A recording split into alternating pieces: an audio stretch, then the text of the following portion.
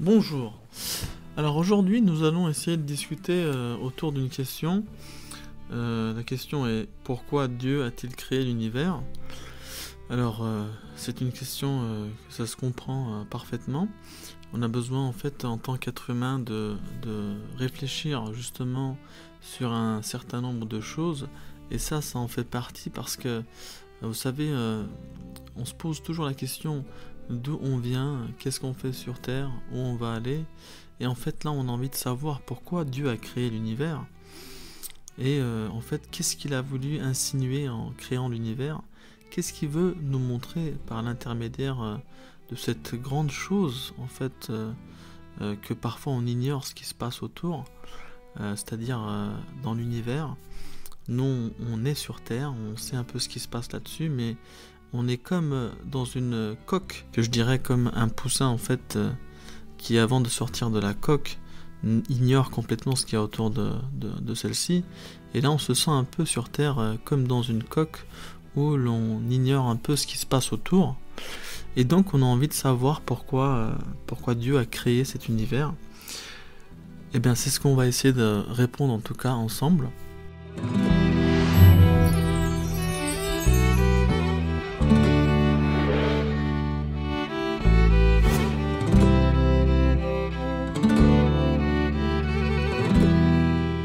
Ensuite, une phrase que j'aime bien, chaque potentialité aspire à révéler la réalité cachée en elle en revêtant une forme extérieure, et ce afin de démontrer ce qu'elle sait. Voilà, ça résume un peu ce qu'on vient de dire. Le désir de montrer nos potentialités est ainsi d'être vu et connu des autres est une expression de faiblesse ou un défaut, car tous les êtres et leurs souhaits ne sont que des ombres de l'essence originale. Oui, nous aussi on a l'envie de se montrer, par exemple, de faire des choses, des arts, etc. Mais il ne faut pas oublier que le vrai artiste, c'est Dieu. On fait les choses par l'intermédiaire de sa création. Donc l'art exposé dans tout l'univers nous informe des noms de Dieu. Chaque nom manifesté par ce qui a été créé illumine notre chemin et nous guide vers la connaissance des attributs du Créateur. Il stimule et réveille nos cœurs par ses signes et ses messages qui interpellent nos sens. Le Créateur veut se faire connaître à nous, clairement et parfaitement. Il veut montrer sa splendeur par la variété et la beauté de la création, sa volonté et sa puissance par l'ordre et l'harmonie de l'univers, sa miséricorde, sa compassion et sa grâce en nous, pourvoyant de tous nos besoins, y compris la plupart de nos désirs les plus secrets. Donc voilà, en fait, on voit que là, Dieu, le Créateur, veut nous montrer sa volonté et sa puissance. Par l'ordre de l'harmonie qu'on a parlé tout à l'heure, il y a une harmonie extraordinaire.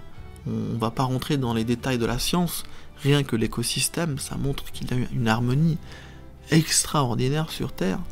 On voit également qu'il veut montrer sa miséricorde, sa compassion et sa grâce en nous pourvoyant de tous nos besoins. On voit que Dieu en fait nous permet, nous pourvoit pour qu'on arrive à subvenir à tous nos besoins, y compris la plupart de nos désirs les plus secrets. Il connaît également nos désirs les plus secrets, et je pense qu'en fait il répond également à ces désirs-là. Et il a beaucoup d'autres noms et attributs par lesquels il veut se faire connaître. Et on va finir par ces dernières phrases.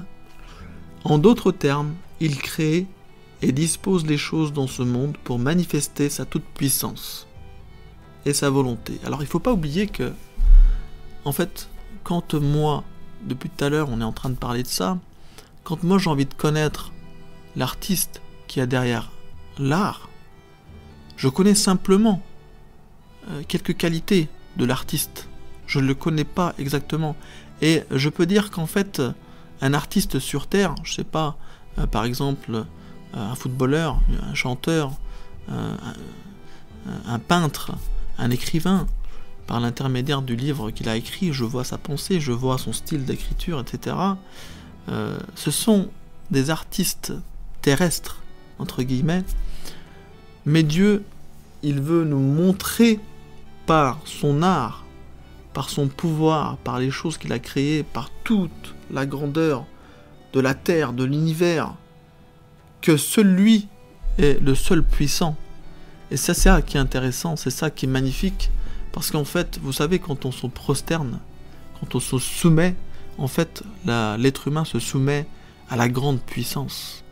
Et bien sûr que, en fait, le pouvoir d'un peintre, le pouvoir d'un écrivain est très très très différent du pouvoir du créateur, parce que celui possède vraiment le pouvoir absolu. Et on le voit par la grandeur des choses qu'il fait, on le voit par sa science illimitée, on le voit par vraiment son souhait de faire les choses, et par justement, comme on a dit tout à l'heure, la grandeur de l'univers, qu'il possède le pouvoir absolu. Et justement, nous les êtres humains, les êtres vivants, on doit se soumettre, on peut que se soumettre, en fait, on peut que se soumettre à un pouvoir absolu. Et c'est pour ça d'ailleurs qu'on peut lier avec l'adoration, en fait, la prière, qui a un lien justement entre celui qui est faible et celui qui est vraiment tout puissant. En montrant toutes les choses à travers le prisme de la raison, de la compréhension des êtres conscients, il éveille leur émerveillement, leur admiration et leur appréciation. Donc là, en fait, vous savez, il est en train de nous parler à travers le prisme de la raison et de la compréhension. On voit très bien qu'en fait, le Créateur nous montre les choses par la raison. Il suffit d'aller feuilleter quelques feuilles, quelques pages de biologie, de mathématiques, de physique-chimie, de physique, et voir en fait par la programmation qu'il a fait sur Terre. En fait, il y a un programme derrière ça, il y a des mathématiques, il y a des choses qui ont été programmées, et on voit en fait que derrière cette programmation, il y a justement la création, les choses, les arbres, les fruits, qui sont la finition en fait, qui sont la finition de la programmation. Et justement c'est ça qui émerveille notre admiration, parce qu'il passe par la raison. Il suffit d'aller réfléchir, on n'est pas bête, on n'est pas des animaux, on n'est pas des êtres qui ne réfléchissent pas. Et on voit bien qu'en fait, quand il a créé la Terre, il a créé des êtres vivants intelligents, pour justement que ces êtres intelligents voient les choses magnifiques, cette programmation, ces choses complexes, et ces choses complexes qui donnent un art, et à travers cet art, en fait, qu'on arrive à réfléchir et à dire, bah, finalement, il y a quelqu'un qui fait tout, qui arrive à concevoir toute cette harmonie, toutes ces choses dont tous ces membres de cet univers s'entendent. Et on se dit, mais là, en fait, non, ça peut pas être l'univers, ça peut pas être la nature qui fait ça, qui réfléchit tout seul. Et là, on se dit, forcément, il y a un créateur qui est derrière tout cela. Et on va finir par notre dernière phrase. Les grands artistes manifestent leur talent dans leurs œuvres d'art. Le maître de l'univers l'a créé simplement pour manifester la puissance et l'omnipotence de sa créativité. Et voilà un peu ce qu'on a essayé de résumer. Les artistes manifestent leur talent dans leurs œuvres d'art, mais le vrai artiste des artistes, la vraie puissance des puissances, le maître de l'univers, il l'a créé simplement pour manifester la puissance et l'omnipotence de sa créativité. Et c'est là qu'on voit qu'en fait, c'est le Créateur. C'est le Créateur qui fait tout cela. C'est lui qui conçoit cet univers. L'univers est formidable, l'univers est magnifique, la terre, les cieux sont magnifiques. C'est très joyeux de vivre, la vie est extraordinaire. Et on se dit, derrière toutes ces choses, et forcément, derrière tous ces arts, il y a un artiste qui a pensé à nous, qui nous a dit, réfléchissez un peu ce qui se passe autour de vous, essayez de me trouver par l'intermédiaire des choses que j'ai créées pour vous. Et si jamais vous êtes d'accord avec tout cela, parce qu'en fait il nous propose, il nous oblige pas à croire, il aurait très bien pu nous obliger à être croyants, mais il nous laisse le libre arbitre, et il nous dit finalement, si vous réfléchissez, vous cogitez, et si vous revenez vers moi, c'est-à-dire que si vous êtes reconnaissant de moi, eh ben je vous offrirai un autre monde, parce que là, on voit très bien qu'il y a des attributs, mais ces attributs qu'on voit, la générosité, le fait d'être propre, la miséricorde, etc., bah, c'est des attributs que l'on voit à travers l'œil d'un être humain, mais on ne sait pas les attributs qu'il cache en lui pour le paradis. On ne sait pas les attributs qu'il a préservés pour le paradis, pour l'au-delà.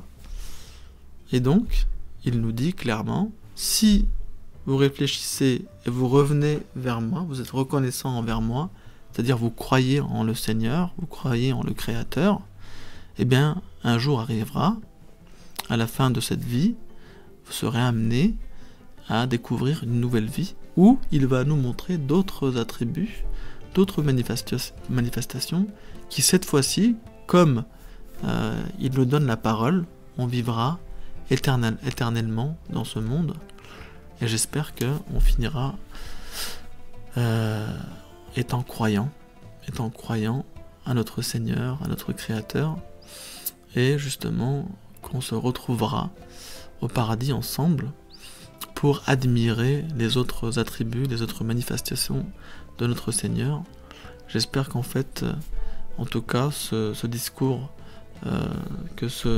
cette vidéo vous a permis de comprendre, nous a permis ensemble de comprendre un peu pourquoi Dieu a créé l'univers, et qu'à partir de là, on ira chercher un peu plus en détail ce qui se passe autour de nous, et justement d'avoir cette curiosité d'aller retrouver notre Créateur, c'est-à-dire de retrouver comment il est, comment il pense, comment il fait les choses, et vraiment de le connaître d'un peu plus près.